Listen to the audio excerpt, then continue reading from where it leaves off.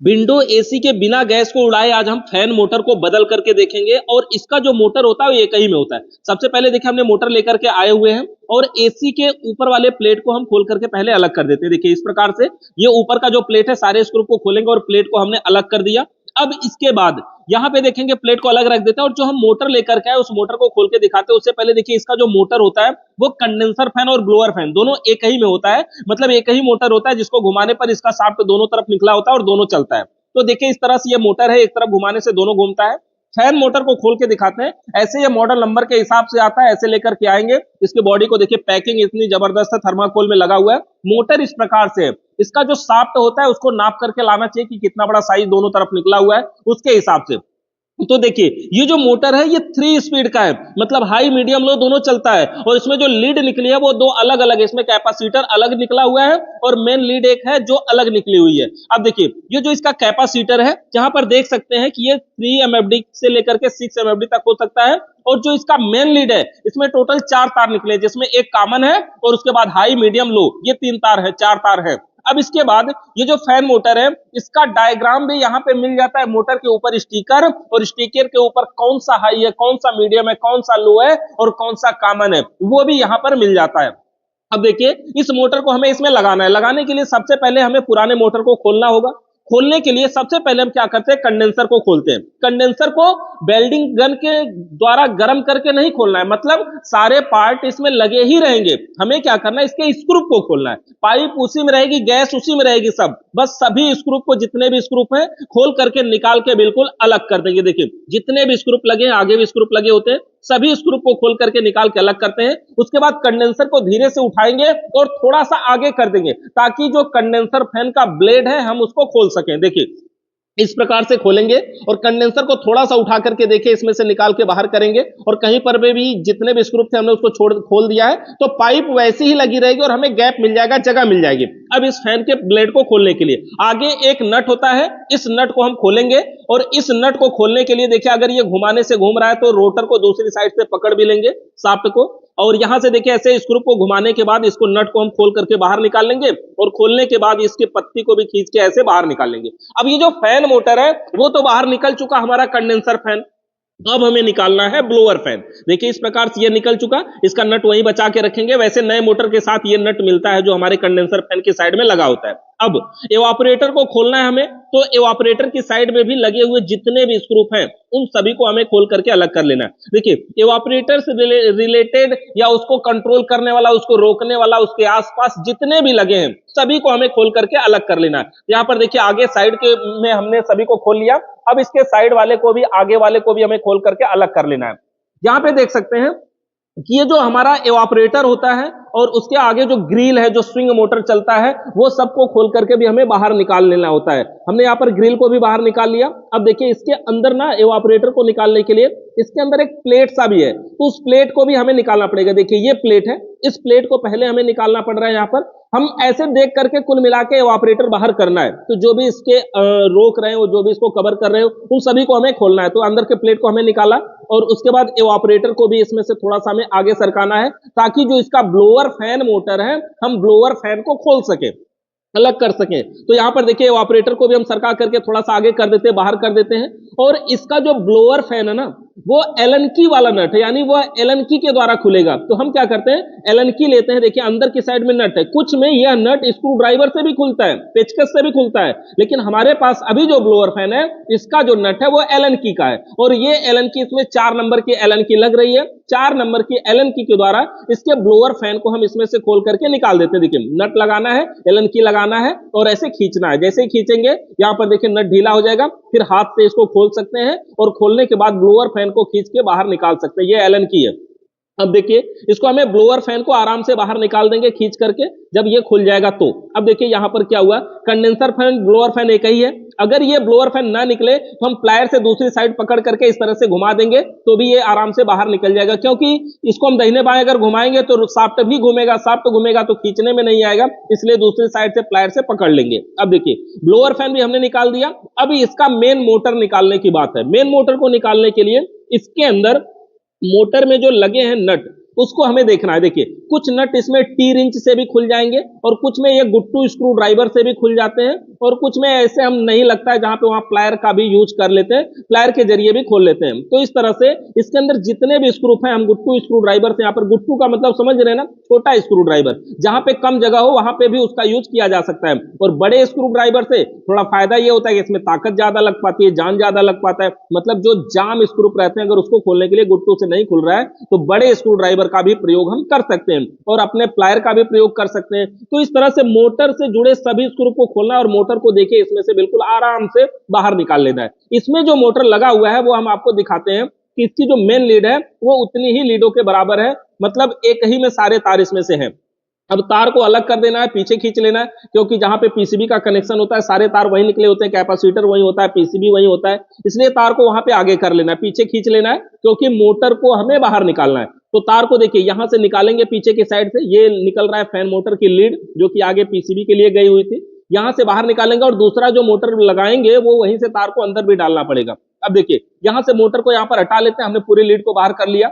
अब इस मोटर को उस मोटर के पास रख करके दिखाते हैं, जो दोनों का शाफ्ट है ना जिसमें हमारा फैन मोटर टाइट किया जाता है, दोनों की साइज लगभग बराबर होनी चाहिए। अभी जो हम मोटर लेकर के आए ये दोनों की साइज बराबर है, थोड़ा सा इसमें खाली जो हमने मोटर नया लेकर के आए हैं उस मोटर का साइज थोड़ा सा बड़ा है, लेकिन देखिए उससे कोई फर्क नहीं है, उतना में एडजस्ट हो जाता है, कोई बात नहीं, आधा इंच का फर्क है उसमें, आधा सेंटीमीटर मान लीजिए, थोड़ा सा ही फर्क है। अब इसके बाद इसमें जो फैन मोटर था पहले वाला फैन मोटर, उसमें टोटल 6 तार निकले हुए थे, जिसमें रनिंग और स्टार्टिंग के और फिर कॉमन हाई मीडियम लो के, यानी रनिंग स्टार्टिंग के 2 तार हो गए और कॉमन हाई मीडियम लो के। और ये देखिए ये जो शाफ्ट है ना ये दोनों की साइज का बराबर होना चाहिए, यहां पर देख सकते हैं, लेकिन पहले वाला जो था वो थोड़ा सा छोटा है और जो हम नया लेकर के आए हैं उसका शाफ्ट थोड़ा सा बड़ा है। अब यहां पर यह भी देखना है, जिधर में ऐसे नट दिख रहा है ये कंडेंसर की साइड में लगेगा और जिधर ऐसे एलन की वाला हमारा टाइट करने वाला था वो एवापोरेटर की साइड में लगेगा, मतलब उसमें ब्लोअर फैन लगेगा।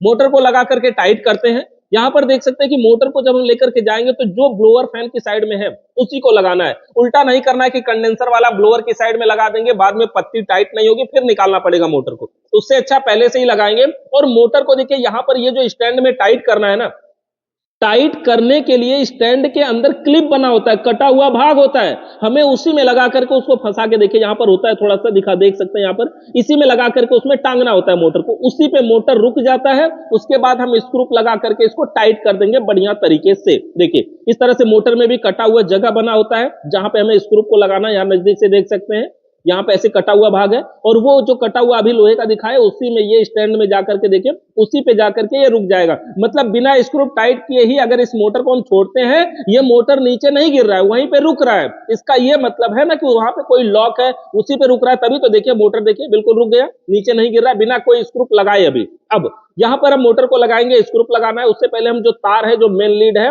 जो मोटर से निकला हुआ लीड है, उस लीड को पीसीबी के पास पहुंचाने के लिए जगह बना लेंगे कि कैसे पहुंचाएंगे। यहां पर जो भी नट है हम उसको लगा करके बढ़िया से इसको टाइट कर देते हैं। देखिए जो भी स्क्रू ड्राइवर की जरूरत पड़े या फिर टी रिंच की जरूरत पड़े या फिर कॉम्बिनेशन प्लायर की जरूरत पड़े, जैसे भी पड़े, कुल मिलाकर हमें स्क्रू को टाइट कर देना बढ़िया तरीके से। देखिए हमने तीनों रिंचों का यूज किया था, इसलिए तीनों का नाम ले रहे हैं कि हम टी रिंच के द्वारा भी काम कर रहे हैं। यहाँ पर 8 नंबर का टी रिंच इसमें लग रहा था और उसके बाद हमारा गुट्टू स्क्रू ड्राइवर भी और कॉम्बिनेशन प्लायर भी, तीनों का हमने यूज किया यहाँ पर बारी बारी से, ताकि ये बढ़िया तरीके से टाइट हो जाए। तो देखिए मोटर को हमने पूरा टाइट कर दिया, टाइट करने के बाद जो कैपेसिटर और मेन लीड है इसको हमें आगे की साइड में लेके जाना है। तो कैपेसिटर का जो लीड का वायर निकला है ना इस मोटर से वो थोड़ा सा छोटा पड़ रहा है, हम क्या करते हैं उसको इसी साइड में छोड़ देते हैं, यानी मोटर के पास ही कहीं पर केबल टाई लगा करके इसको बांध देंगे और जो मेन लीड है उसको हमें आगे निकाल लेंगे। उसके अलावा देखिए यहाँ पर हमारा ये ब्लोअर फैन है, यहाँ पर हम जो एलन की से हमने नट को खोला था उस नट को इसमें पहले लगा लेना, वो नट खोना नहीं चाहिए, नहीं तो वो नट जल्दी मिलता भी नहीं है। तो देखिए यहाँ पर हम नट को लगा करके ऊपर की साइड में थोड़ा सा इसको टाइट कर देते हैं, थोड़ा सा का मतलब बस केवल मतलब लोहे की बाहरी बॉडी में ही रहे, या ऐसा ना हो कि शाफ्ट को जाने में दिक्कत करे। इस तरह से देखिए लगाएंगे ब्लोअर फैन की साइड में, लगाने के बाद एलन की के माध्यम से इसको टाइट करेंगे। देखिए यहाँ पर इस तरह से लगाएंगे, अंदर करेंगे। अब ये उससे ज्यादा अंदर जाएगा भी नहीं जितना जाना चाहिए, यानी कि ऐसा नहीं कि नहीं ये ज्यादा अंदर हो जाएगा तब क्या दिक्कत होगी, होगी ये कि रगड़ने लगेगा, लेकिन ये अंदर जाएगा ही नहीं। अब इसको अंदर डालने के बाद एलन की का सहयोग लेंगे और एलन की के द्वारा इसको अच्छी प्रकार से टाइट कर देंगे, बिल्कुल बढ़िया तरीके से फुल इसको टाइट कर देंगे। अब देखिए इस तरह से हमने इसको टाइट कर देंगे जब, तो अब ये दूसरी साइड में हमें क्या जोड़ना है, अपना कंडेंसर फैन मोटर, यानी कंडेंसर जोड़ना है। यानी कंडेंसर फैन, ये जो हमारी पत्ती है फैन, ये कंडेंसर के साइड लगने वाला फैन को कंडेंसर फैन बोलते हैं। तो ये कंडेंसर फैन है, इसको हमें जोड़ना है। अब देखिए, इसको लगाने के लिए इसको भी देख लेंगे कि ये किस दिशा में लगेगा। तो देखिए इस तरह से चेक करके और इसको बढ़िया तरीके से उसी में लगाएंगे। और इसको लगाने के बाद इसके आगे का जो नट है वो तो नट बोल्ट वाला नट है, तो उसको आराम से देखिए अंदर डाल करके और इसको बढ़िया से उस नट को टाइट कर देंगे। इसमें कोई दिक्कत नहीं, यहाँ पे एलन की वगैरह का यूज नहीं है, इसमें नट लगा है। कुछ में ये पत्तियां भी चूड़ी के द्वारा अंदर जाती हैं, तो नट को लगा करके बढ़िया तरीके से पहले देखिए इस प्रकार से हाथ से इसको टाइट कर देंगे और बढ़िया से पहले हाथ से टाइट करेंगे। हाथ से टाइट करने के बाद हम प्लायर का भी प्रयोग कर लेंगे यहाँ पर। तो इस तरह से देखिए बिल्कुल बढ़िया से नट को टाइट कर देंगे और फिर प्लायर लेंगे, प्लायर से भी इसको अच्छी प्रकार से टाइट कर देंगे। जब हमारा नट इसमें टाइट हो जाएगा, कंडेंसर को घुमा करके देख लेंगे कहीं पर ये बॉडी में टच नहीं होना चाहिए। बॉडी में टच नहीं हो रहा है, बढ़िया से चल रहा है। अब हम क्या करेंगे, जो इसका कंडेंसर है उसको उठा करके जैसे हमने इसको अलग किया था, दूर किया था, उसी प्रकार से उठा करके फिर से उसी पोजीशन पे रखेंगे जहां पे था और उसको बढ़िया से रख करके बिल्कुल फिन्स दबना नहीं चाहिए। कंडेंसर या एवापोरेटर को निकालते या लगाते समय हम ध्यान देंगे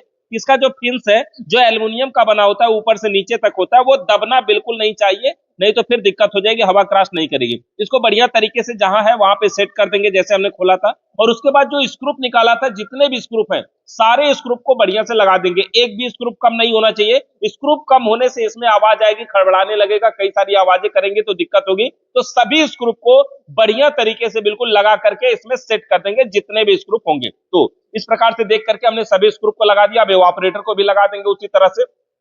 एवापोरेटर को लगाने के लिए देखिए पहले हमने प्लेट को निकाला था, तो यहाँ पर एवापोरेटर को लगा करके ऊपर को पहले हम प्लेट को भी इसको लगा लेंगे, ताकि देखिए इस तरह से एवापोरेटर इस पे रखेंगे, स्क्रूप हमें टाइट करना है। जो प्लेट निकाले थे ब्लोअर फैन के सामने से, वो प्लेट को लगा लेंगे। प्लेट लगाने के बाद स्क्रूप लगा करके हम इसको बढ़िया से टाइट कर देंगे स्क्रू लगा करके। तो देखिए इस तरह से हम इसमें प्लेट लगाएंगे। प्लेट लगाते समय फिन्स को और पीछे जो थर्माकोल लगा हुआ है ब्लोअर फैन के अगल बगल में, उसको भी ध्यान देंगे, वो टूटना नहीं चाहिए। यानी थर्माकोल को भी हमें बचाना है और फिन्स को भी हमें बचाना है और इसको लगा करके बिल्कुल बढ़िया से टाइट करना है। तो देखिए इस तरह से इसमें लगा देंगे, सेट बैठ जाएगा।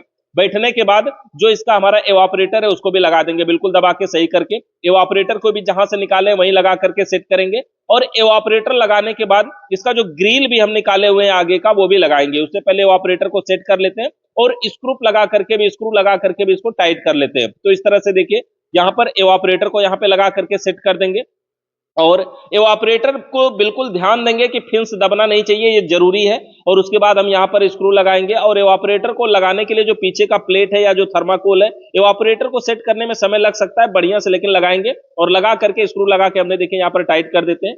आगे का जो एवापोरेटर के बगल में जो ग्रिल लगी होती है ये वाली, जिसको हमें स्विंग मोटर के पॉइंट को ध्यान में रखते हुए इसको लगाना पड़ता है, ताकि स्विंग मोटर का पॉइंट भी इधर उधर ना जाए। तो इसको देख करके लगा करके, यानी ये जो ग्रिल है ना उसमें एक सुराग बना होता है और स्विंग मोटर का निकला हुआ पॉइंट वही नीचे चला जाएगा, उसमें लगा करके और ग्रिल को लगा करके स्क्रू लगा करके इसको भी टाइट कर देंगे। अब इसके कनेक्शन की बात है, तो यहाँ पर देखिए हम इसको चालू करके देख भी लेते हैं और चालू करना यहाँ पे आसान है। देखिए यहाँ पे जो ये मोटर, इससे टोटल 4 तार निकले हुए हैं, जिसमें एक ब्लैक कलर का तार है, कॉमन है, तो एक कॉमन वाला तार और उसके बाद जो 3 थे बचे हाई मीडियम लो, उन तीनों में से कोई भी एक तार यहाँ पे हम सप्लाई में लगाएंगे। यानी एक थे कॉमन का तार और एक हाई मीडियम लो में से कोई एक तार। तो जो भी तार लगाएंगे पंखा उस स्पीड में हमारा चालू हो जाएगा और कैपेसिटर इसमें लगा ही है। तो देखिए फैन बिल्कुल बढ़िया से चल रहा है, इसमें कोई आवाज भी नहीं आ रही, बिल्कुल परफेक्ट तरीके से ये काम कर रहा है। तो इस तरह से हम फैन मोटर को बिना एसी का गैस उड़ाए आराम से बदल सकते हैं, बढ़िया से उसको लगा सकते हैं। तो देखिए इस तरह से हमारा फैन मोटर बिल्कुल परफेक्ट तरीके से चल रहा है, कई बार भी कोई आवाज नहीं है, बिल्कुल स्मूथ चल रहा है, बिल्कुल बढ़िया चल रहा है। तो इस तरह से इस फैन मोटर से रिलेटेड आपका अभी भी कोई सवाल या सुझाव है तो कमेंट करके जरूर बताइए। वीडियो देखने के लिए आप सभी का बहुत बहुत धन्यवाद।